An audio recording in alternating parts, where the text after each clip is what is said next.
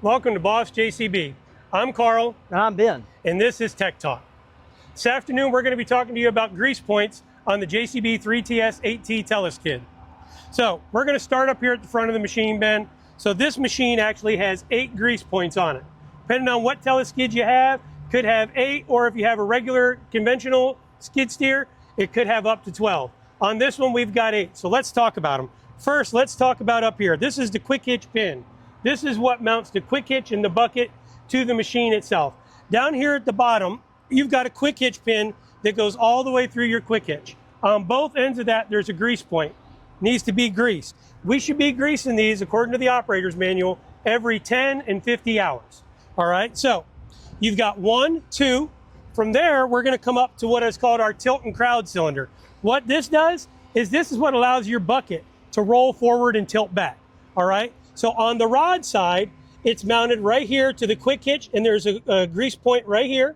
And if you follow that ram up inside the boom, right here on the top of it, this is where the barrel mounts inside the boom, and there's another grease point right here. That's 4. Now we're gonna work our way back, and these ones are a little bit harder to see, but up underneath the arm here, there is our lift cylinder here. This lift cylinder is what makes the boom go up and down, right? This is gonna raise our boom up and down. On the back of it, where the barrel sits at the base, right on the top, there's a grease zerk right there that we need to check. And as we go up the front, right in this area here, on the barrel side of it, there's a grease zerk right there. So we're gonna wanna make sure we get that as well. So that's 5 and 6.